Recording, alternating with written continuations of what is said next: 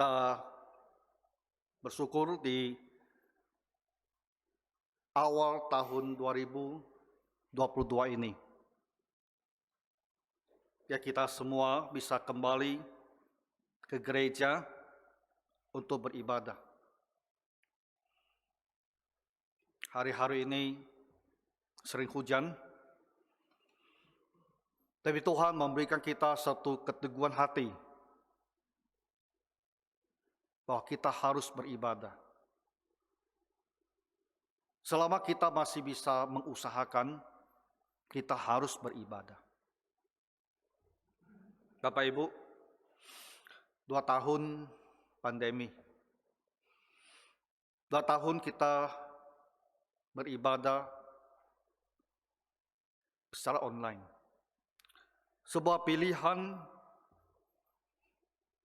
ketika kita tidak mempunyai pilihan untuk datang ke rumah Tuhan.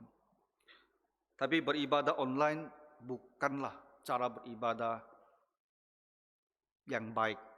Dan kita semua telah menjalani 2 tahun ini, kita mengetahuinya. Tapi ada waktu kita tak mempunyai pilihan. Ya, untuk memelihara kesehatan kita sekalian, kita terpaksa hentikan pelayanan di rumah Tuhan dan kita beribadah di rumah masing-masing. Tapi itu adalah sebuah situasi yang darurat ketika tak ada pilihan. Apabila waktunya, situasinya telah berubah dan kita sudah keluar dari kondisi yang menyulitkan itu, maka jemaat harus kembali ke rumah Tuhan untuk beribadah.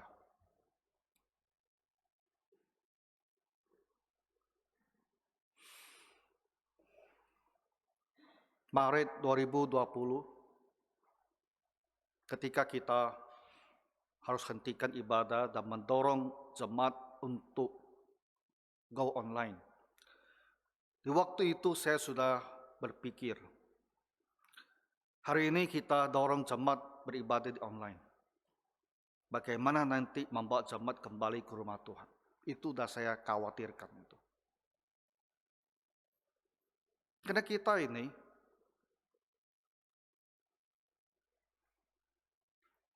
kita ini duniawi.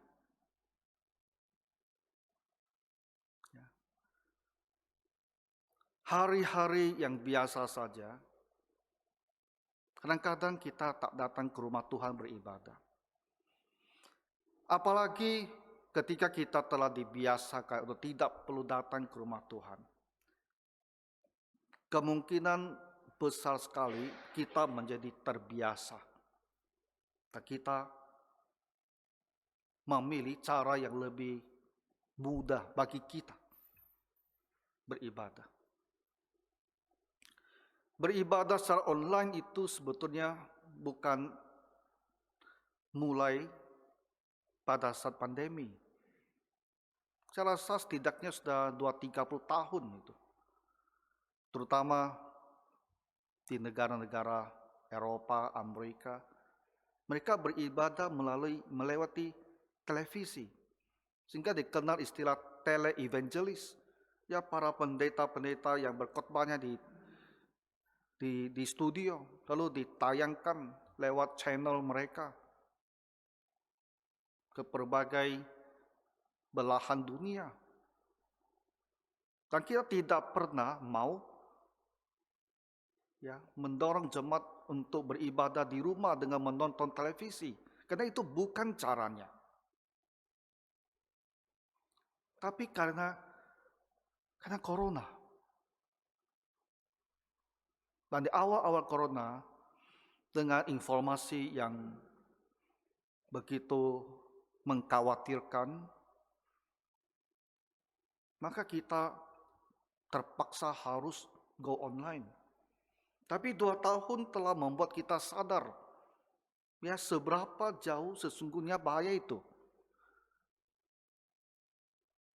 Dan hari-hari ini, saya rasa sudah hampir 2 bulan lebih, informasi yang kita peroleh baik di kota Batam maupun di Indonesia,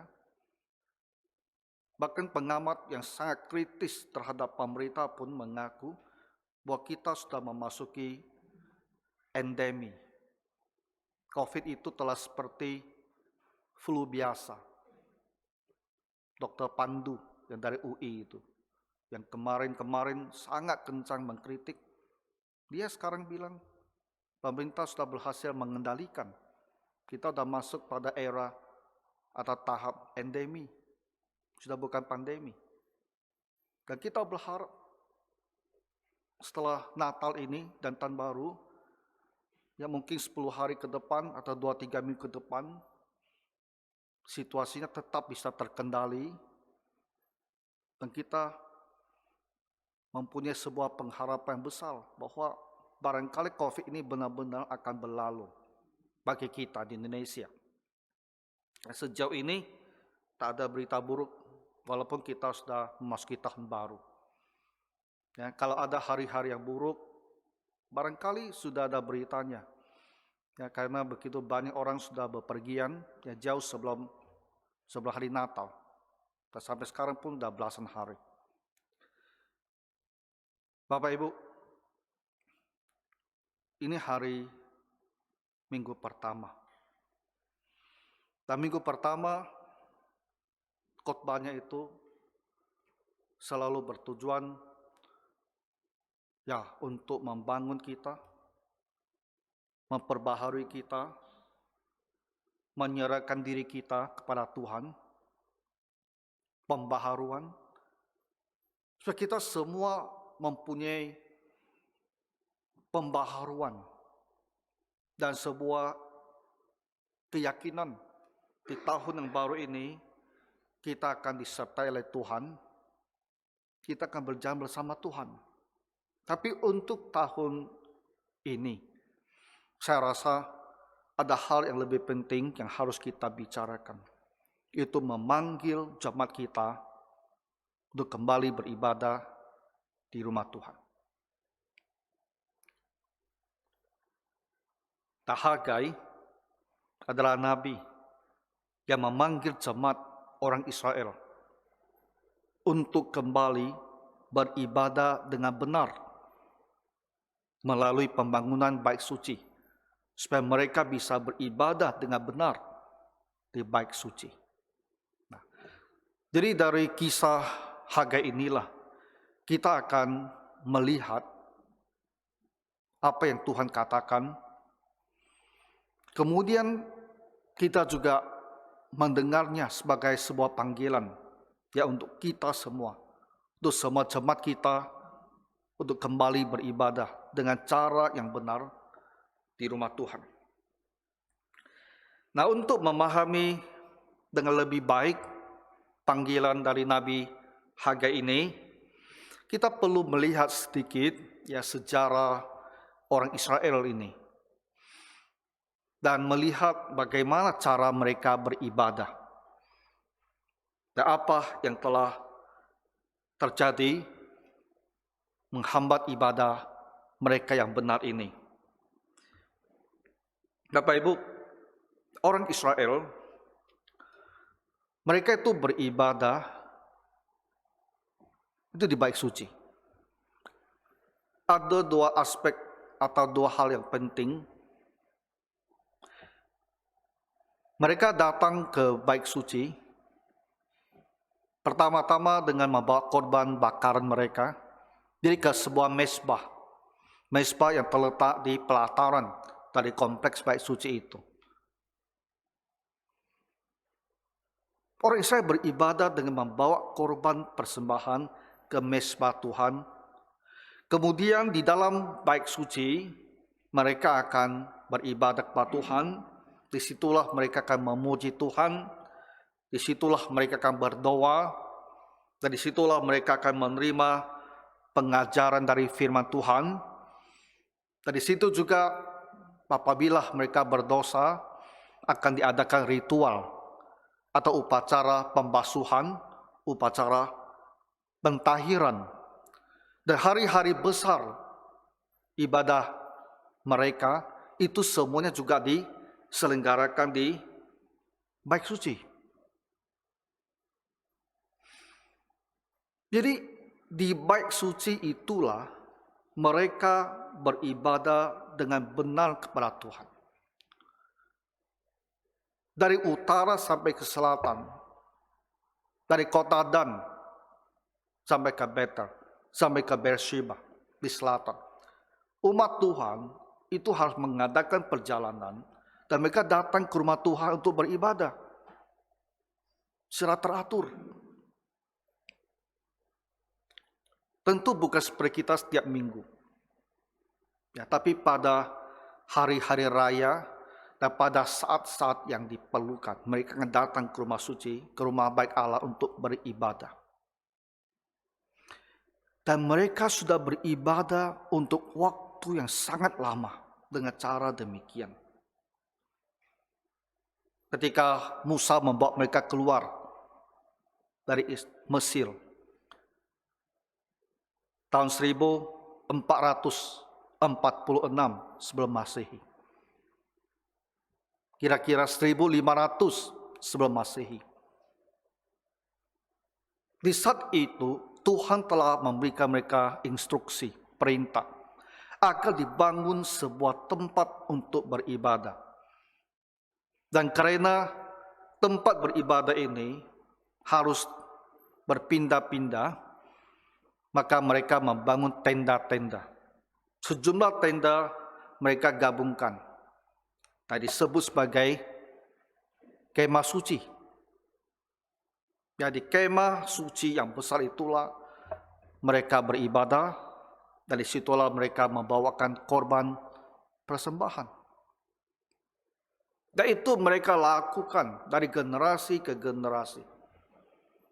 Tahun 1446 sampai nanti Salomo membangun sebuah bait suci yang permanen ya di kota Yerusalem.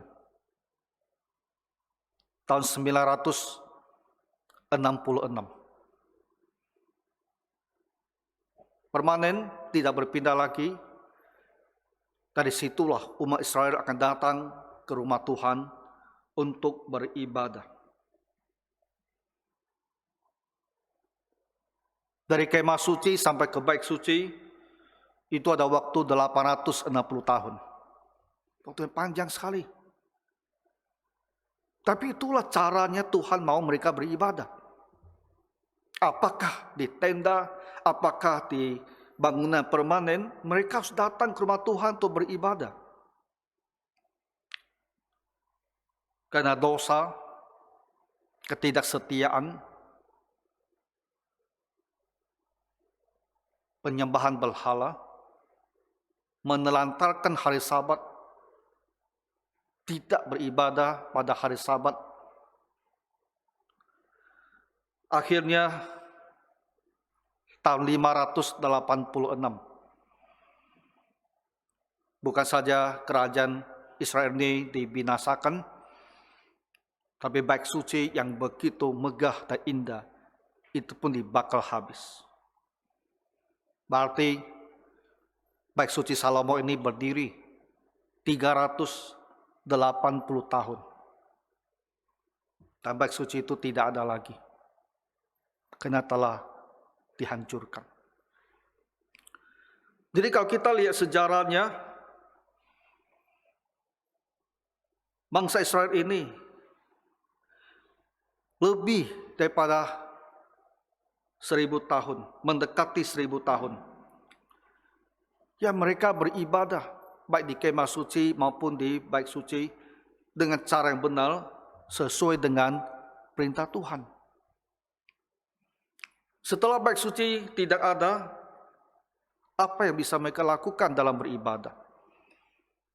Mereka masuk pada era di mana tidak ada pilihan.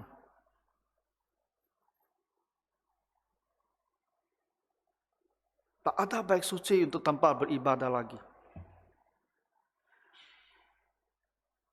Dan mereka yang telah dibuang dari tanah Israel, baik itu ke Assyria, maupun ke Babilonia, di tempat-tempat yang asing, di tempat-tempat pembuangan, mereka memang tak bisa lagi beribadah sesuai dengan yang seharusnya di rumah Tuhan.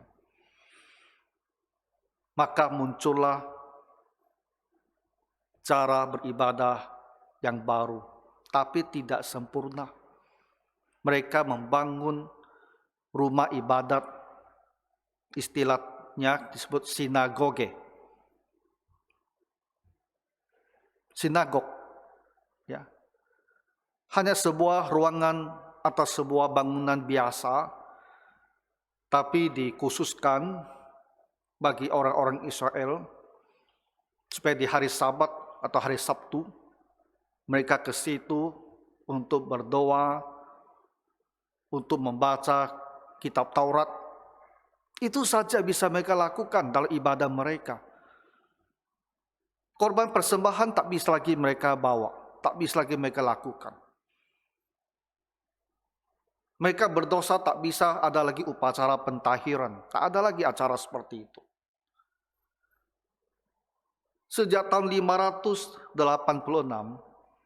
ibadah yang Tuhan telah gariskan itu tak bisa lagi dilaksanakan. Tapi mereka tak ada pilihan, karena bait suci telah hancur. Dan mereka sendiri pun terbuang di negara asing. Hanya sisa-sisa orang-orang kecil yang tertinggal di Yerusalem. Dan mereka pun tak bisa berbuat apa-apa. Hanya bisa mengadakan pertemuan di sinagog yang mereka bangun. Dan disitulah mereka bisa beribadah, berusaha beribadah sebaik mungkin, tapi tidak sempurna. Tidak seperti yang Tuhan harapkan. Nah, jadi ini adalah latar belakang tentang riwayat ibadah mereka, orang Israel. Mereka telah diberikan perintah bagaimana cara beribadah yang benar yang Tuhan kehendaki pada masa tersebut di Perjanjian Lama. Dan sampai tibalah waktunya, sesuatu hal terjadi, dan mereka tak bisa lagi beribadah seperti yang diharuskan.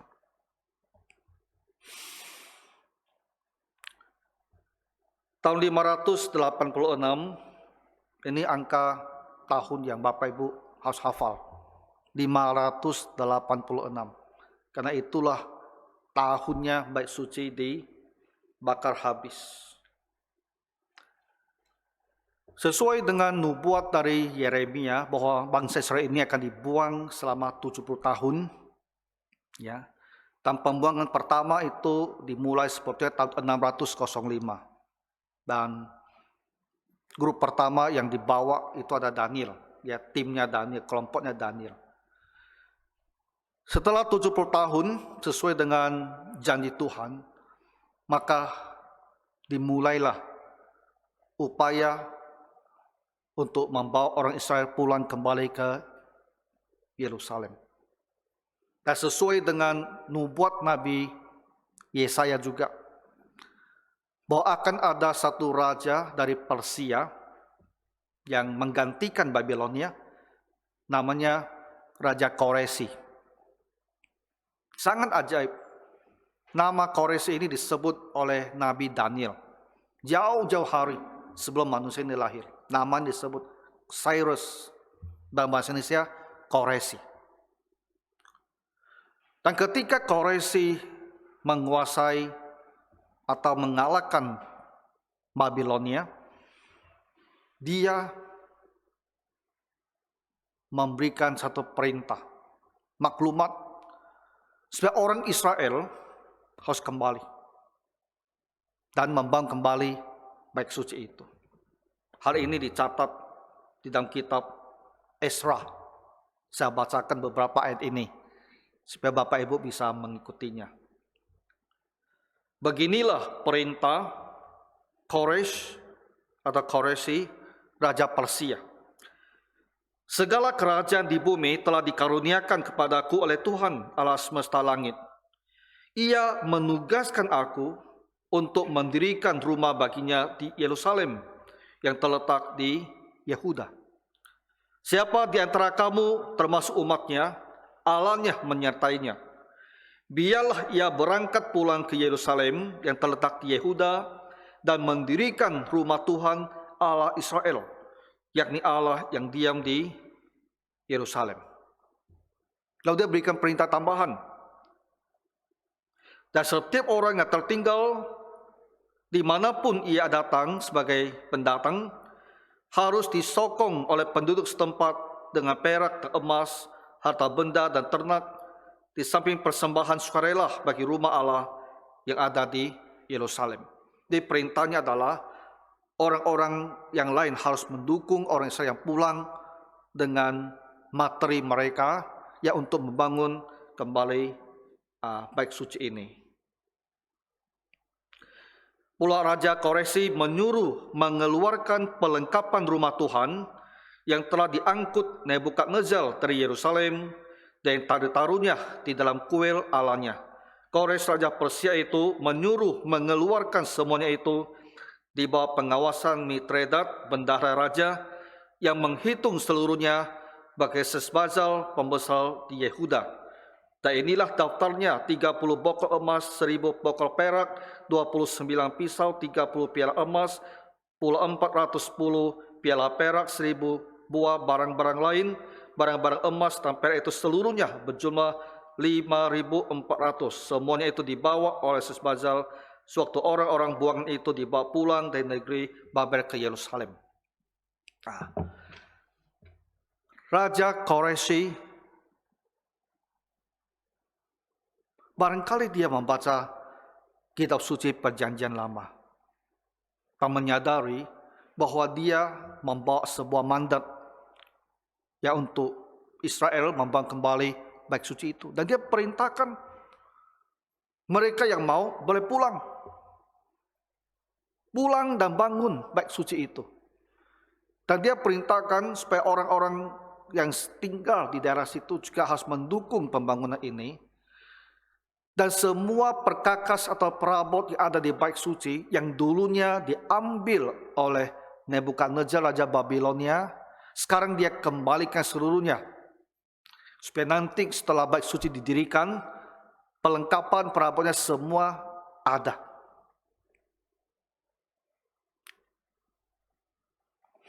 Kita lihat sebentar bagaimana kisah pembangunan bait suci ini.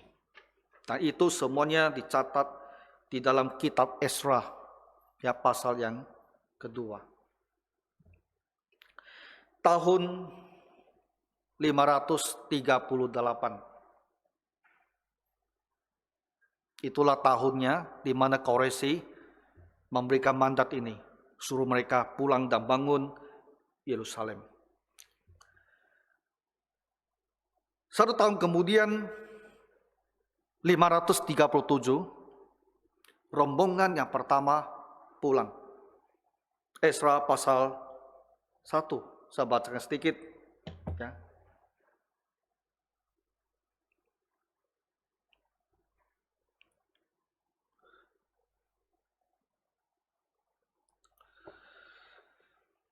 (537) kelompok yang pertama mereka pulang. Di Esra pasal kedua, pasal ketiga dicatat bahwa pada bulan yang ke-7 setelah mereka tiba di Yerusalem, orang-orang Israel ini mulai membangun. Tahu tidak apa hal pertama yang mereka bangun? 538 maklumat dikeluarkan. Tahun berikutnya 537 rombongan pertama pulang ke Yerusalem. Di bulan ke-7 setelah mereka tiba, hal pertama yang mereka lakukan adalah membangun mezbah. Bait suci adalah urusan yang besar. Tapi mezbah yang biasanya terletak di pelataran atau di pekarangan kompleks bait suci, itu yang pertama-tama mereka dirikan. Supaya setidaknya mereka bisa mulai menyembah Tuhan dengan membawakan korban bakaran mereka.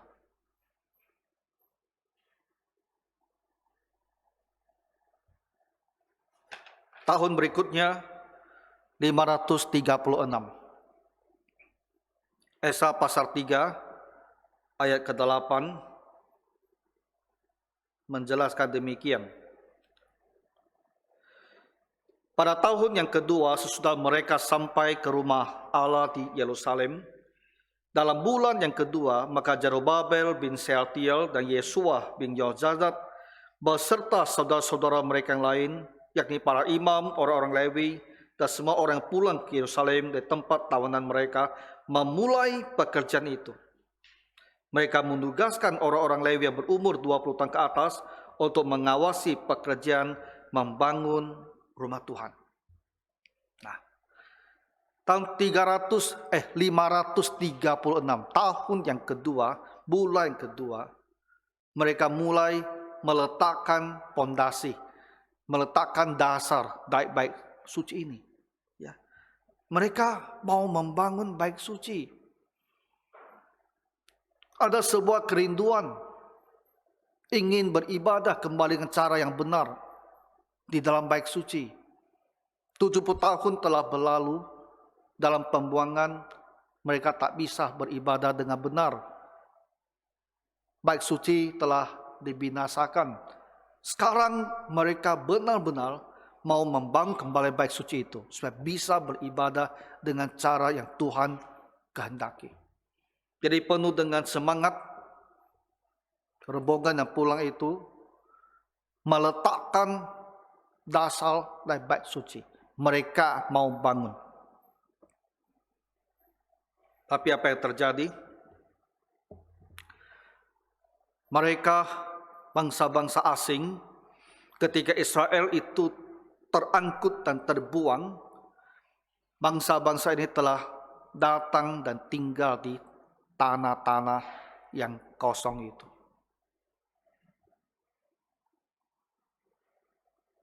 Itulah awalnya orang-orang Arab dan lainnya itu masuk Palestina.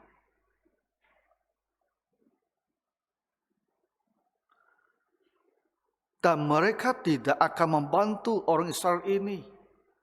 Mereka tidak akan memberikan materi mereka untuk membantu. Maklumat raja memang dikeluarkan untuk membantu. Tapi raja itu jauh sekali di Persia. Di daerah itu tak diperhatikan. Mereka bahkan mengancam kumpulan atau rombongan yang pulang ini,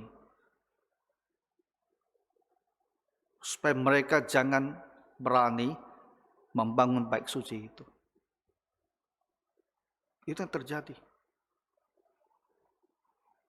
Esra pasal 4 ayat 4 menuliskan hal ini.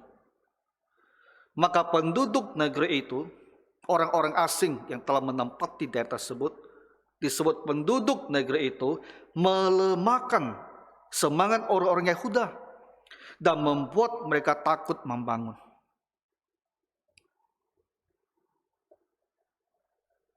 Dan mereka berhenti membangun. Hanya pondasi yang ada dengan sebuah mezbah untuk korban bakaran. Tapi bait suci tak berhasil dibangun. 536 mencoba membangun, tak berhasil. Berusaha untuk beribadah dengan cara yang benar, tak berhasil. Dan pembangunan itu berhenti, terhambat, tak dilaksanakan selama, tahu tidak berapa lama? 16 tahun.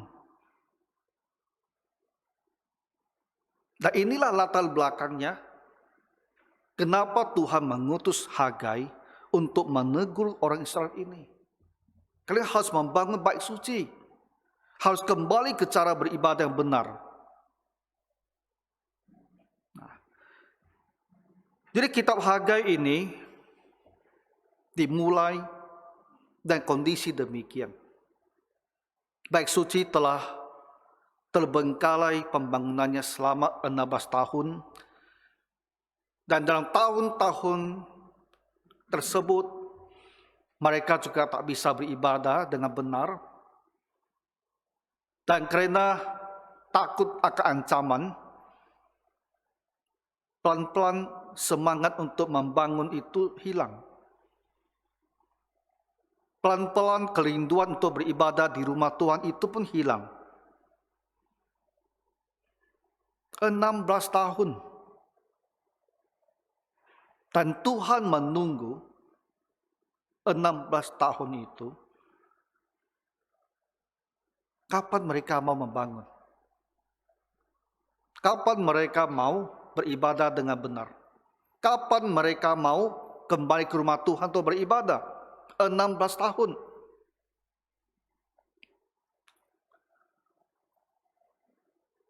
Akhirnya Tuhan membangkitkan Nabi Hagai ini dan dia datang.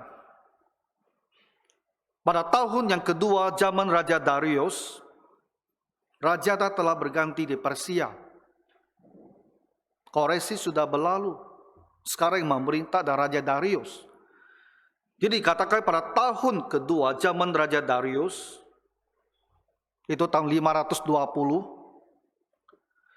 dalam bulan yang ke-6, pada hari pertama bulan itu, datanglah firman Tuhan dengan perantaraan Nabi Hagai kepada Jerubabel bin Shealtiel, bupati Yehuda, dan kepada Yosua bin Yozadat, imam besar. Ya, akhirnya Tuhan tidak mau menunggu. Dikirimlah Nabi Hagai ini tahun 520, 16 tahun kemudian, dan dia berbicara kepada pemimpin mereka, yaitu Jerubabel, pemimpin politik mereka. Alkitab menyebutnya sebagai bupati, dan kepada Yosua, yaitu imam besar, pemimpin rohani mereka. Jadi Hagai datang dan berbicara kepada kedua pemimpin Israel ini. Firman Tuhan semesta alam. Ini bahasa yang sinis. Bangsa ini berkata, Tuhan bilang, bangsa ini berkata, sekarang belum tiba waktunya untuk membangun kembali rumah Tuhan. Jadi selama 16 tahun ini, orang-orang Israel berpendapat karena hambatan dari penduduk setempat, kita tak bisa membangun. Jadi ini belum waktunya. Kita harus menunggu waktu yang tepat. Dan sekali mereka menunggu 16 tahun. Dan kalau Tuhan tak mengutus Nabi Hagai, mereka terus menunggu lagi. Dan tidak tahu sampai kapan mereka mau menunggu. Kenapa harus menunggu terus? Karena api di dalam hati mereka itu telah kendur. Barangkali pun sudah padam. Semangat ketika meninggalkan Babilonia, mengadakan perjalanan begitu panjang untuk kembali ke Yerusalem. Semangat untuk kembali, untuk membangun, untuk beribadah dengan benar, supaya punya sebuah rumah ibadat, semua baik suci. Semua itu pelan-pelan itu hilang. Itu manusiawi.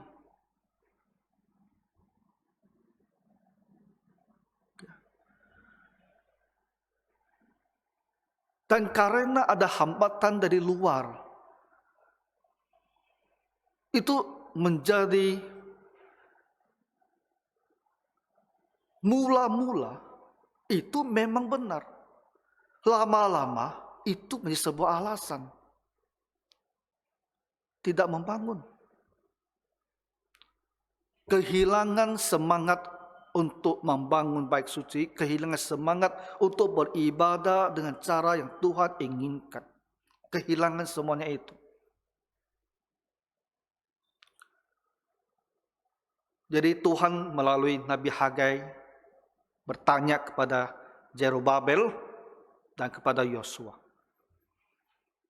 Bangsa ini bilang, sekarang masih belum waktunya untuk membangun. Lalu Hagai bertanya, lalu apakah sudah tiba waktunya bagi kamu untuk mendiami rumah-rumahmu yang dipapani dengan baik, sedang rumah itu tetap menjadi reruntuhan? 16 tahun apa yang kamu lakukan? Kalian bilang belum waktunya membangun bait suci. Apa yang kamu bangun dalam 16 tahun ini? Membangun rumah sendiri. Dan bukan sekedar membangun suatu tempat tinggal, tapi membangun rumah sendiri yang indah dan cantik. Rumah yang dipapani dengan baik. Itu berbicara tentang rumah yang mereka bangun dengan bagus, dengan mewah, untuk tinggal mereka sendiri.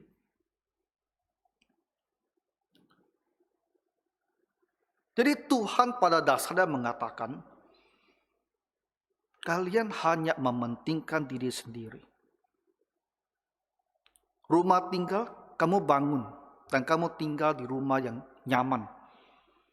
Tapi bait suci 16 tahun tidak mau kalian bangun. Bait suci berbicara tentang ibadah. Dengan tidak membangun bait suci berarti kalian tak beribadah dengan benar. Dan tak ada masalah sama kalian. Tak menjadi isu sama kalian. Bahwa kalian tak beribadah dengan benar. Kenapa? Karena hati kamu sudah menjadi lebih tertarik dengan kenikmatan dunia ini. Membangun rumah sendiri yang cantik. Tinggal dengan nyaman. Tinggal dalam kemewahan. Tentu Zerubabel, Yosua, dia tak bisa menyangkal. Karena itu faktanya memang demikian. 16 tahun. Yang ada hanyalah sebuah pondasi. Kalau istilah kita sekarang, kita bilang itu mangkrak kan. Project yang mangkrak. Dengan semangat dimulai, ada hambatan, ditinggalkan. Dan tak pernah lagi disentuh dan dibangun. Kalau itu hanyalah sebuah bangunan biasa, barangkali tidak apa. Tapi itu ada sebuah bangunan rumah ibadah. Tanpa itu tak bisa ibadah dengan benar. Tapi 16 tahun, mereka biarkan dia mangkrak di situ. Jadi 16 tahun itu bagaimana mereka beribadah? Tetap saja di sinagog. Yang mereka ciptakan di pembuangan sebuah pilihan ketika mereka tak punya pilihan. Tapi sekarang sudah di Yerusalem, pondasi sudah diletakkan. Mereka sudah punya pilihan.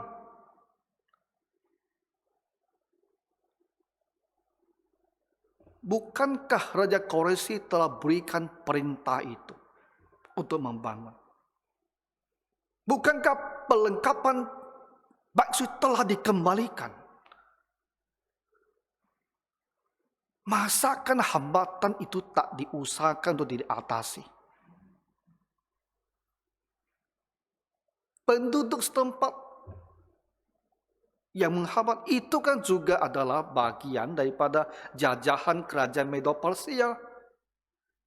Kalau raja telah bertakhta untuk bangun, kenapa mereka membiarkan diri dihambat oleh penduduk setempat seperti ini? Dan membiarkannya sampai 16 tahun. Dan membiarkan dirinya tak bisa beribadah di rumah Tuhan. Membiarkan diri tak bisa beribadah dengan benar. Masalahnya sudah bukan eksternal, sudah bukan orang lain. Perlahan-lahan masalahnya bergeser ke diri sendiri. Awal-awal ketika mereka kembali dengan semangat membangun, penduduk setempat barangkali khawatir. Ini ada apa? Mereka kembali seperti itu, ada apa? Pasti ada perlawanan. Tapi pelan-pelan perlawanan itu akan mengendur. Tapi kita sendiri yang mengendur. Kita sendiri yang kehilangan semangat untuk membangun. Kita sendiri yang kehilangan semangat untuk beribadah sebagaimana mestinya.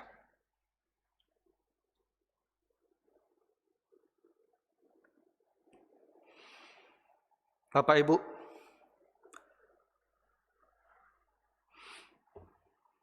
kisah Israel dan teguran Hagai itu sama seperti kita sekarang. Mereka isunya adalah membangun bait suci supaya bisa beribadah dengan benar. Isu utamanya tak bisa beribadah dengan benar. Tapi mereka terhambat karena bangunan tidak ada. 2 tahun ini kita terhambat bukan bangunan tidak ada. Tapi kondisi sakit penyakit. Karena kondisi COVID. Kita terhambat juga. Tak bisa beribadah dengan benar. Kita semua dari hati nurani kita sendiri berkata, bisakah saya beribadah dengan benar hanya memandang handphone saya itu?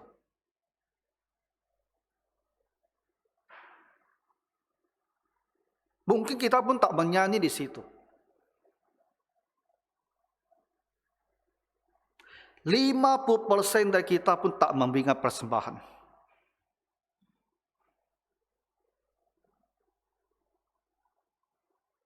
Di mana cara kita beribadah?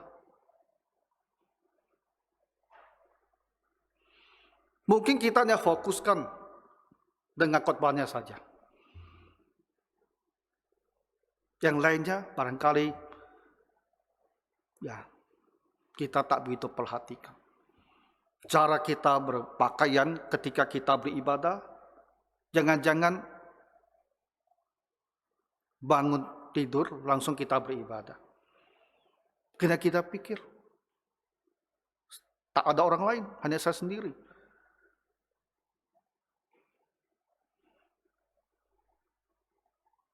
Menonton sebuah video lebih gampang, pikiran kita itu kemana-mana.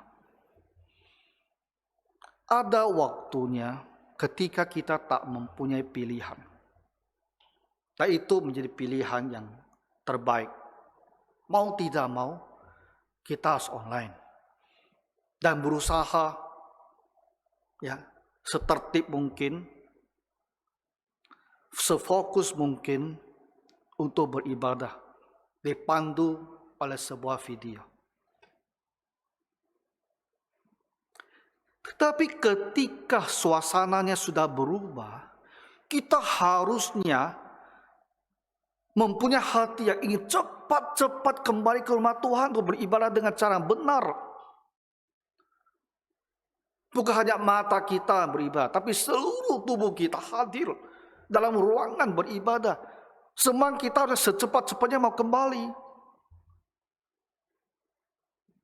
Tapi ya seperti orang Israel, kita bisa jatuh ke dalam masalah yang sama. Karena kelamaan. Maka ibadah itu menjadi tidak penting. Ada hal lain lagi yang kita kerjakan yang menyita perhatian kita. Orang Israel, Nabi Hagai bilang ya mereka membangun rumah mereka sendiri. Kita apa yang kita lakukan?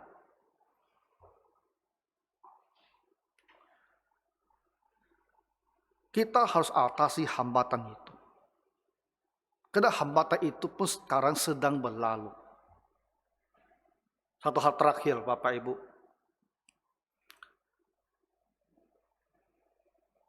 Dalam hidup ini, dalam fisik kita, kita mempunyai kebutuhan jasmani.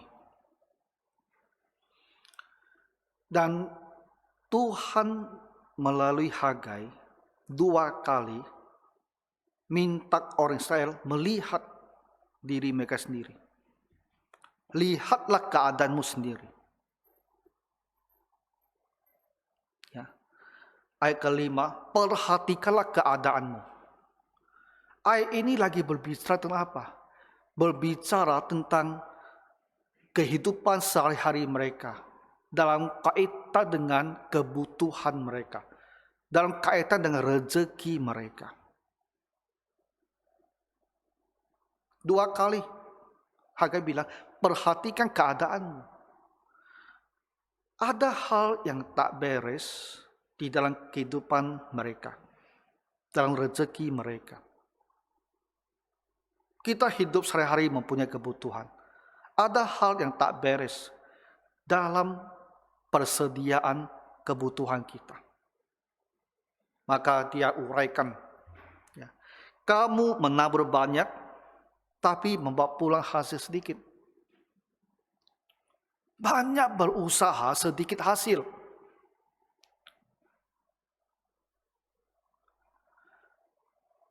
Kamu makan, tapi tidak sampai kenyang. Berarti apa? Makan pun harus jatah-jatah, agak-agak. Karena tidak terlalu banyak. Kamu minum, tidak sampai puas. Mereka minum anggur. Tak bisa minum sesuka hati. Karena terbatas. Kamu berpakaian, tapi badanmu tidak sampai panas. Berarti apa? Pakaiannya tipis. Mungkin mereka tak punya ternak yang banyak. Tak punya kulit binatang yang banyak, bulu yang banyak untuk bikin pakaian lebih hangat. Orang yang bekerja untuk upah, ia bekerja untuk upah yang ditaruh dalam pundi-pundi yang berlubang. Celaka sekali. Bekerja dapat gaji. Tapi Tuhan bilang tempat simpan uangnya itu pada lubang. Sehingga jatuh terus, hilang terus. Berarti apa? Yang kamu peroleh ya, itu tak bisa disimpan. Selalu saja ada pengeluaran yang tak terduga. Uang itu akan habis, uang itu akan habis. Jadi Hagai bilang, coba lihatlah kalian sendiri. 16 tahun tidak membangun bait suci. Tak menganggap penting beribadah dengan benar. Itu harus dilaksanakan. Bagaimana keadaan kalian? Jadi kalau berbicara tentang berkat materi Tuhan bagi mereka, itu ternyata terimbas. Ya, ketika mereka tak pedulikan ibadah dengan benar.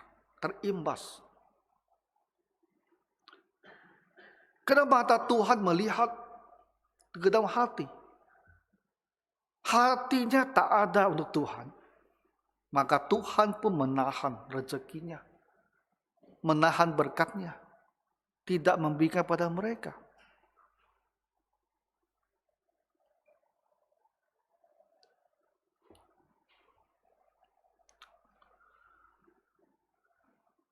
Kamu mengharapkan banyak, tapi hasilnya sedikit.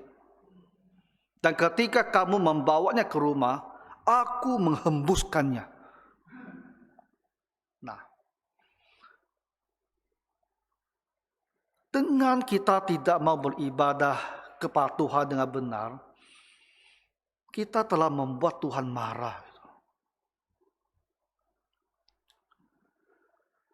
Usaha kita, kerja keras kita dibawa pulang ke rumah. Dan kita mau menikmatinya, kita mau menyimpannya. Tapi Tuhan bilang, aku menghembuskannya. Terbang keluar. Oleh karena apa? Kenapa Tuhan berbuat seperti ini?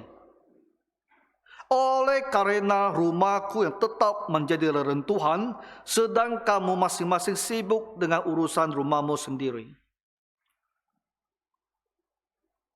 Kenapa Tuhan menghembuskannya? Kenapa Tuhan menjadi musuh bagi kita? Sehingga usaha kerja kita, hasil-hasil yang diperoleh itu tak bisa kita nikmati, tak bisa kita simpan. Karena Tuhan telah berikhtiar untuk membuat kita miskin. Nah, kita tak pedulikan dia. Mau miskin rohani, sekalian miskin materi saja.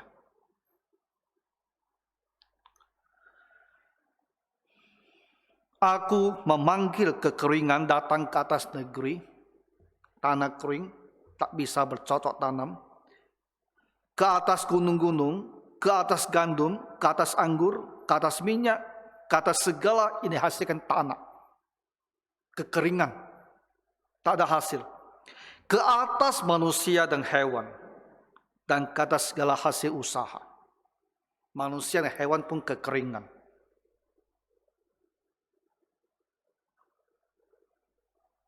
Apakah maksudnya menjadi tidak subur? Dan ke atas segala hasil usahamu. Segala hasil usaha itu jadi kering.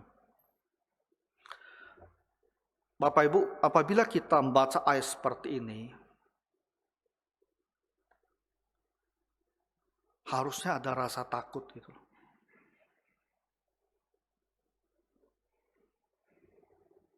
Bukan kita ingin menjadi orang kaya raya, tapi kita ingin apa yang kita kerjakan, hasil pekerjaan tangan kita itu berbuah. Dan buahnya itu bisa kita nikmati.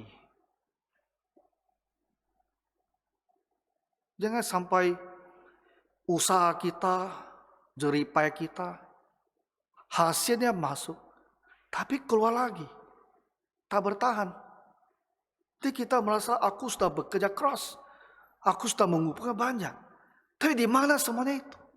Di mana semuanya itu? Nah, Nabi Hagai kita lihat di sini memang mengaitkan berkat materi Tuhan itu kepada ibadah mereka, kepada kesungguhan hati mereka untuk membaik suci dan beribadah. Dan saya rasa kita harus memperhatikan dengan sungguh-sungguh keadaan kita sendiri. Kalau kita masih terus mengacukan ibadah yang benar di rumah Tuhan, ketika kita sudah boleh sehat untuk beribadah di rumah Tuhan, tapi kita sendiri memilih aku tidak mau. Aku lebih suka di rumah, karena itu lebih gampang bagi saya. Sambil kita menyadari ibadah di rumah secara online itu ada yang kurangnya. Dan saya tak bertumbuh. Tapi kita tetap memilih beribadah dengan online seperti ini. Bahkan bolos-bolos di rumah tak beribadah, minggu tak beribadah. Kita harus perhatikan, apakah nanti Tuhan akan memutuskan tidak memberkati pekerjaan tangan kita. Apakah nantinya Tuhan juga akan memutuskan tidak memberkati kita dengan rezeki yang kita butuhkan. Kita harus perhatikan kemungkinan ini. Karena kepada bangsa Israel itulah yang terjadi. Dan Tuhan itu sama. Dulu, sekarang, dan masa depan. Apakah Tuhan suatu waktu memilih akan juga berbuat demikian terhadap kita? Kalau kita masih tetap tidak mau beribadah di rumah Tuhan. Ketika keadaan sudah memungkinkan. Jadi inilah Bapak Ibu khotbah pertama yang mau saya sampaikan. Karena kita tak boleh lagi berlarut-larut ya, dalam ibadah kita. Ada cara yang lebih baik dan kita masih tak mau memilih cara yang lebih baik ini. Ya, kiranya Tuhan menolong kita. Mari kita berdoa. Bapa Surgawi, seperti Engkau mengingatkan orang-orang Israel, kami membaca firman-Mu ini Kami juga diingatkan, Bapak, lindungilah umat-Mu dari COVID ini, dan berikanlah kami kemauan dan kerinduan untuk kembali ke rumah Tuhan dan beribadah. Kami mohon ya Tuhan, supaya penyakit ini bisa berlalu dari negeri kami. Dan seluruh umat-Mu bisa bersukacita, bersemangat kembali dengan berani datang ke rumah Tuhan dan menyembah Dikau. Ampunilah semua dosa dan kelemahan kami. Dalam nama Tuhan Yesus Kristus kami berdoa. Amin.